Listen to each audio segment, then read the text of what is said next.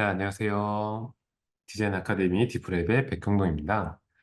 자, 오늘도 이제 이 아이콘을 조금 더 심층적으로 실습해보는 시간을 가져가 보도록 할 거고요. 저희는 지난 시간을 통해서 이 아이콘을 체계적으로 제작하기 위해서 이 아이콘 가이드라인, 즉 키라인을 생성하는 방법을 이제 배워봤었죠. 그래서 간단하게 아이콘 요소들을 그려보는 연습을 했었는데, 오늘 조금 더 이 도형 툴과 펜 툴, 그리고 편집 모드, 그리고 각종 셀렉션 기능들을 더 심층적으로 활용해 보기 좋은 이 아이콘 예제들을 같이 만들어 보면서 여러분들이 조금 더 아이콘 디자인을 직접 제작하시고자 할 때 수월하게 제작할 수 있는 이 방법들을 알려드리도록 할 거고요. 자, 이렇게 아이콘 같은 경우들은 우리가 한번 살펴보면 여러 가지 도형들이 합쳐져 있거나 모양이 변형되어 있는 것을 확인할 수가 있게 되죠. 그래서 첫 번째로 이 캘린더 모양의 아이콘을 제작해 보도록 할 건데요. 자, 지금 이 아이콘 같은 경우는 어떤 식으로 구조가 만들어지고 있냐면 가장 바깥쪽에는 큰 면이 있죠. 그 큰 면 안에 안쪽에 이렇게 구멍이 뻥 뚫려 있는 모습이라고 할 수가 있어요. 그래서 이것을 그냥 흰색 배경을 채워서 만든 것이 아니라 반드시 안쪽 공간이 비어져 있는 상태로 만들어 주셔야 되고요. 자, 그러면 먼저 가장 큰 바깥 이 배경면을 만들어 보도록 할게요. 자, 이런 것들을 제작하실 때 이 메인 메뉴에서 프리퍼런스 그리고 이런 스냅 투 픽셀 그리드라는 옵션이 체크가 되어 있는 상태로 작업을 해주시는 것이 훨씬 더 편할 거고요. 그래서 이렇게 딱 픽셀 숫자만큼 오브젝트들이 움직여지거나 만들어지게끔 세팅을 해주시고요. 저는 이렇게 큰 사각형을 하나 만들어 보도록 하죠. 자, 사각형이 하나 만들어졌으면 이것들이 뒤에 있는 모습들이 수월하게 볼 수 있게끔 빨간색으로 변경을 해주시고 투명도를 60%로 낮추어서 아래에 있는 것들을 보면서 제작을 해보도록 할 건데요. 자, 이렇게 아래에 있는 것들을 여러분들이 따라서 그려보기 위해서는 이 액션 툴에서 플러그인 앤 위젯에서 머터리얼 디자인 아이콘을 검색하셔서 오늘과 같은 이 아이콘을 검색하셔가지고 찾아보시거나 해서 여기서 다운로드를 받아서 갖고 오셔도 괜찮고요. 저도 이 머터리얼 디자인 공식 아이콘을 통해서 가지고 온 아이콘들인 거고요.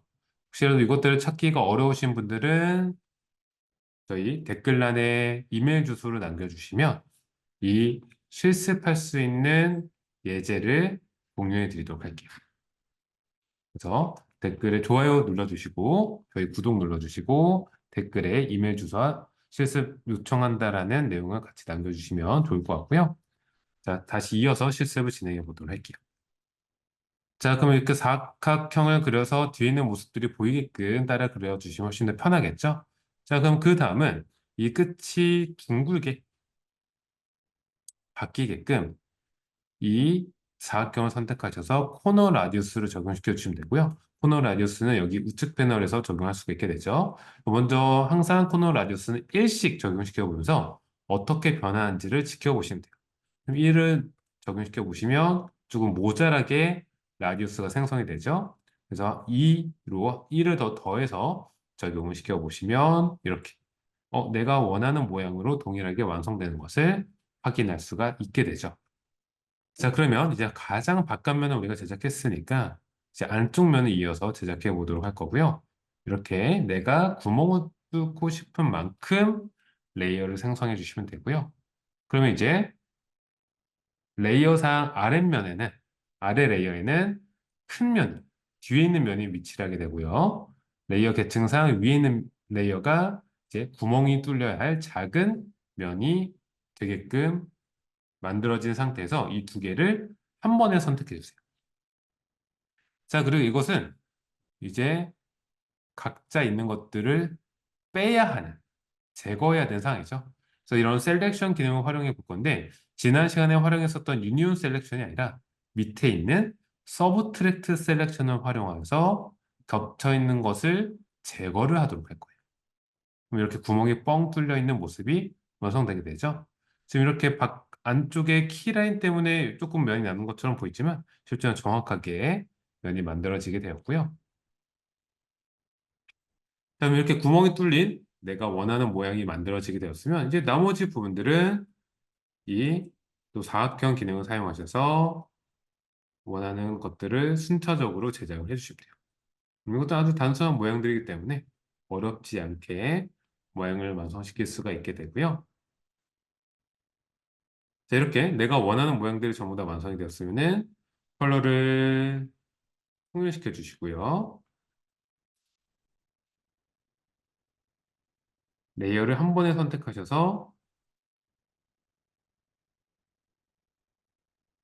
다시 우리가 배웠던 유니온 셀렉션 기능을 사용하시면 하나의 레이어로 통합이 되게 되죠. 그래서 이렇게 내가 원하는 모양의 레이어를 정확하게 만들 수가 있게 되었고요. 자, 그 다음은 우리가 조금 더 심층적인 모양을 갖고 있는 이 장바구 하트 아이콘을 제작해 보도록 하죠. 자, 카트 같은 경우는 어떤 식으로 구획이 나눠져 있냐면 가장 큰 몸통이고요. 그 다음 다리 부분이 있고요. 그리고 바퀴 부분이 있고요. 그리고 손잡이 부분으로 이루어져 있는 구조다라고 할 수 있어요. 그럼 첫 번째로 이 몸통 부분의 도형을 그려보도록 할 건데 자, 몸통을 그리기 위해서는 사각형 툴로 적정한 크기의 도형을 먼저 만들어 주시면 돼요. 이것도 똑같이 컬러를 선택하시고 투명도를 조절해 주시면 되고요. 자, 이제 이 도형을 편집 모드를 들어가 보도록 할게요. 이 도형을 더블 클릭하시거나 도형을 선택하신 상태에서 이 상단에 에디트 오브젝트 기능을 눌러주시면 되고요. 자, 이렇게 편집 모드를 선택하시면 이 꼭지점을 하나씩 선택하셔서 위치를 변경할 수가 있게 되죠. 그럼 이제 여기서 위치를 변경해 보시면 아마 지금 상태에서는 이 각도를 맞추는 것이 쉽지가 않을 거예요. 조금씩 이렇게 계속 어긋나는 느낌이 나오시게 될 텐데, 자, 그 이유는, 자, 아까 우리가 확인했었던 메인 메뉴에 프리퍼런스의 스냅 투 픽셀 그리드가 체크가 돼 있죠. 이 기능은 이 오브젝트들이 움직이거나 변형될 때 픽셀 단위로만 움직이게 되는 옵션이게 되고요. 그렇기 때문에 정확한 세부적인 움직임을 가져가기는 어려워요. 그래서 이것들을 체크 해제하고 작업해 주시면 돼요. 이럴 때는. 그래서 정밀하게 이런 모양을 만들 때는 스냅 투 픽셀 그리드를 체크 해제한다. 라고 기억해 주시면 좋고요. 자, 이렇게 바깥면이 모두 다 각도가 맞아지게끔 이 편집 모드에서 각각의 꼭지점을 선택하셔서 도형을 이동하셔서 이렇게 바깥쪽 모양을 만들어 주시면 되고요. 자, 다 됐으면 꼭지점 하나 선택하셔서 코너 라디우스를 적용시켜 주면 돼요. 자, 코너 라디우스를 1씩 또 넣어보도록 하죠. 자, 위에 면은 1을 넣으니까 완벽하게 완성이 되었네요. 자, 그럼 이제 아랫면도 코너 라디우스를 1씩 넣어보니까 살짝 모자라죠? 그러면은 1을 더 넣어보도록 하죠. 그럼 이렇게 아랫면도 정확하게 완성이 되었고요. 자, 그럼 이렇게 몸통 부분이 다 완성이 되었으면 이제 편집 모드를 나오면 되겠죠. 자, 편집 모드 나오는 방법은 이 하단에 있는 이 클로즈 기능을 사용하시거나 ESC를 눌러주시면 돼요. 그럼 이제 일반 모드로 돌아오게 되었죠. 자, 그 다음에 이렇게 그럼 도형이 이제 가장 큰 몸통 부분의 도형이 완성이 되게 되었고요. 그 다음은 이 중에서 가장 또 어렵다고 할 수 있는 이 다리 부분을 제작해 보도록 할게요. 자, 이 다리 같은 경우는 우리가 한 번에 표현하려고 하면 굉장히 어렵게 표현이 돼요. 예를 들면 이런 패스툴을 이용해서, 펜툴을 이용해서 한 번에 찍어서 이 굵기를 조절해서 만들려고 하시는 분들도 굉장히 많이 계신데요. 이렇게 될 경우 어떤 문제가 생기냐면 지금 이 다리와 같은 모습은 이렇게 안쪽 각도가 있고요.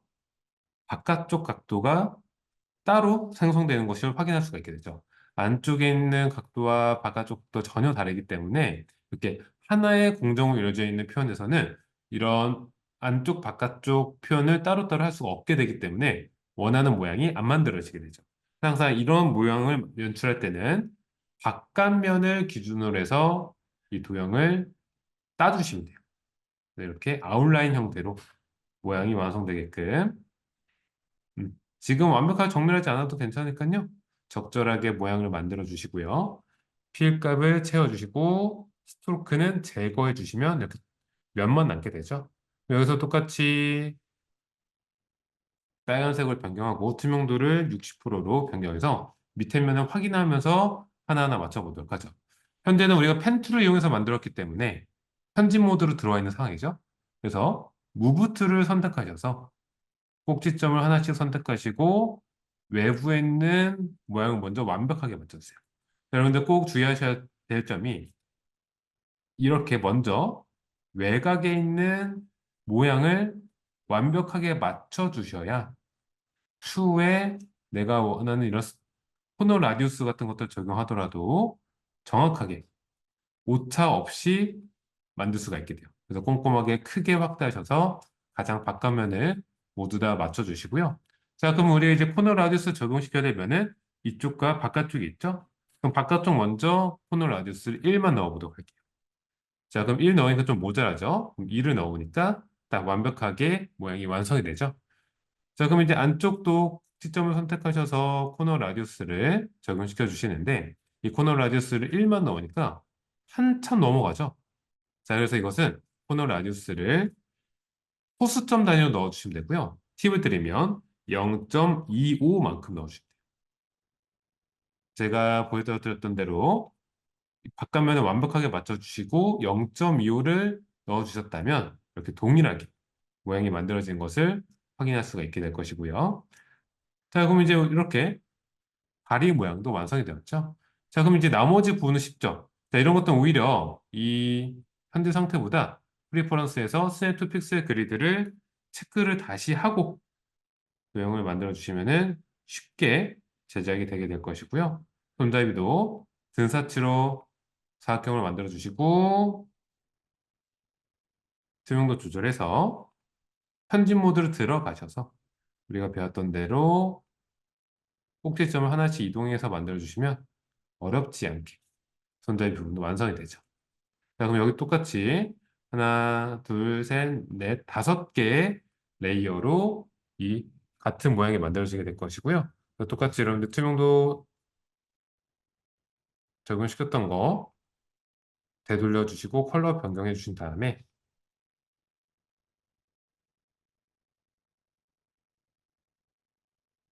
이것들을 한 번에 선택하셔서 셀렉션에 유니온 셀렉션을 눌러주시면 하나의 도형으로 합쳐지게 되죠. 그래서 여러분들은 이렇게 카트 같은 조금 더 심층적인 모양의 아이콘들도 제작을 해보게 되었고요. 자, 그럼 이렇게 여러분들이 원하는 모양의 디자인이 완성이 되었다라고 했을 때 여기서 그냥 디자인이 끝났다고 해서 끝이 아니에요. 자, 아이콘은 실제로 이것들이 개발에 잘 적용되기 위해서는 반드시 마무리 지어야 할 세팅 방법이 있는데요. 바로 이 4가지의 과정이 꼭 수행이 돼야 돼요. 자, 지금 우리가 아이콘 디자인을 완성시킨 상태죠. 자, 그러면 그 다음은 반드시 이 아이콘에 아웃라인 스트로크를 적용시켜 주셔야 돼요. 자, 그러면 이 아웃라인 스트로크가 뭐냐라고 하신다면, 자, 이 아웃라인 스트로크는 예를 들어 내가 어떠한 도형을 스트로크로 만들었다고 가정을 해볼게요. 제가 그 스트로크를 이용해서 만들었어요. 그러면 얘를 내가 키우거나 늘려야 돼요. 근데 지금 이 굵기가 4로 고정이 되어 있는 상태죠. 그럼 이것을 줄이면요. 굵기가 유지되어야 되다 보니까 보이는 것이 두꺼워져요. 그렇죠? 이것을 늘리면 굵기가 유지되어야 되다 보니 굵기가 얇아지죠. 자, 이렇게 스트로크라는 옵션은 고정값이기 때문에 크기 조절을 할 수가 없어요. 내가 원하는 모양으로 계속 고정이 안 되고 얇아지거나 두꺼워지게 되는 것이죠. 그래서 내가 어떤 것들을 만들었으면 원하는 모양이 이 정도의 굵기로 유지되었으면 좋겠으면 이것을 우클릭하셔서 여기 있는 아웃라인 스트로크를 꼭 적용시켜 주셔야 돼요. 이것들은 실제로 내가 아이콘 단계에서 스트로크를 적용시키지 않았더라도 혹시 모르니까 모든 아이콘 요소들은 아웃라인 스트로크를 적용시켜 주시고요. 단축키는 옵션 커맨드 O고요. 윈도우를 사용하시는 분들은 Alt 컨트롤 O를 눌러주시면 돼요. 그러면 이렇게 스트로크 옵션이 제거되고 도형으로 바뀌게 되었죠. 이런 상황에서 늘리거나 줄여도 굵기가 유지되죠.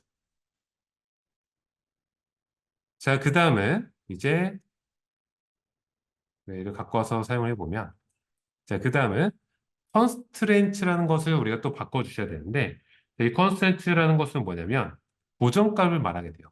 자, 이 프레임 안에 이 오브젝트를 어디에 고정시킬 것이냐라고 하는 것이 바로 컨스트레인츠. 그래서 여러분들이 이 플러그인에서 갖고 오셨으면 스케일로 세팅이 되는 경우가 많이 있을 텐데, 그리고 직접 처음부터 그리셔서 만드셨으면 레프트 탑으로 세팅되어 있는 경우들이 있을 거예요. 자, 이런 경우 이제 어떤 현상이 발생될 수가 있냐면, 자, 레프트 탑으로 되어 있을 경우 얘를 늘리면 이렇게 바뀌게 되죠. 안 늘어나죠? 그래서 우리는 이 아이콘의 경우를 아이콘 객체 하나만 가지고 사용하지 않아요. 우리가 사용하는 아이콘들은 항상 이 24, 24라고 하는 정확한 규격을 갖고 있는 이 프레임 안에서만 사용을 하시게 될 거예요. 자, 그 이유는, 자, 아이콘은 예를 들면, 자, 우리가 이런 UI를 제작한다라고 했을 때, 지금도 보이는 것처럼 이렇게 아이콘이 특정한 규격 틀 안에 들어있죠. 프레임 안에 다 완성이 됐다라고 생각을 해주시면 되고요. 여러분도 항상 디자인하실 때 이런 식으로 아이콘을 규격 안에서, 이 틀 안에서 사용한다라고 생각해 주시면 되고요. 그 이유는 아이콘의 모양이 다 크기가 다르죠. 어디는 21이고요. 이 모양은 20이에요. 이 모양은 크기가 21 대 16이고요. 그래서 모양은 다 다를 수밖에 없기 때문에 이 모양만 가지고 레이어를 활용하게 되면 정확한 크기 비율을 완성시키는 것이 매우 어렵고 그것들을 관리하기도 매우 어렵겠죠. 여러분들 이렇게 정확한 규격 안에서 정확한 가이드라인을 근거로 만들어 놓고 그래서 그것들을 크기를 줄이거나 키울 때도 이 프레임을 기반으로 키워주셔야 항상 같은 비율의 아이콘 디자인을 활용할 수가 있게 되겠죠. 자, 그래서 이 constraint라는 옵션을 살펴보면, 자, 기본적으로 레프트 탑으로 세팅이 되어 있다고 했는데, 레프트 탑의 경우는 이 프레임을 왼쪽으로 늘리면 왼쪽으로 따라오게 돼요. 고정이 되죠. 위로 늘리면 위로 따라오게 되고요. 대신에 오른쪽으로 늘리면 따라오지 않죠. 밑으로 늘려도 따라오지 않고요. 보통 우리가 화면을 만들 때 밑으로 늘려서 보통 디자인을 많이 하다 보니까 레프트 탑이 기본 세팅 값인 것이고요. 예를 들어 센터로 고정을 시켜주시면요. 이 프레임을 센터로 기준으로 해서 배경만 늘어나고 이 안에 오브젝트는 가운데에 고정이 되게 되는 것이고요. 그래서 이 안에 있는 모든 옵션들을 정확하게 스케일로 꼭 세팅을 해주셔야 돼요. 잊지 않고 세팅을 해주셔야 이것들을 크기를 늘리거나 줄였을 때도 크기에 같이 따라오게 되죠. 그래서 아웃라인 스트로크 그리고 스케일 세팅 까지 잊지 않고 만들어 주시고요. 그러면은 여러분들이 정확하게 여러분들이 어떤 크기로 늘리거나 줄이더라도 원하는 모양으로 유지하면서 아이콘을 활용하기가 가능하게 되고요. 자, 이렇게 스케일 세팅까지 전부 다 끝이 났으면 이제 마지막으로 정확한 규격에 맞는 네이밍을 하셔서 아이콘을 관리해 주시면 되고요. 자, 이렇게 네이밍을 하는 방법은 우리가 조금 더 심화적인 기능들을 다룰 때 이 피그마의 심화 기능이 뭐 컴포넌트나 오토 레이아웃 같은 것들을 이제 다루는 시간이 왔을 때 조금 더 자세하게 설명을 드려보도록 할게요.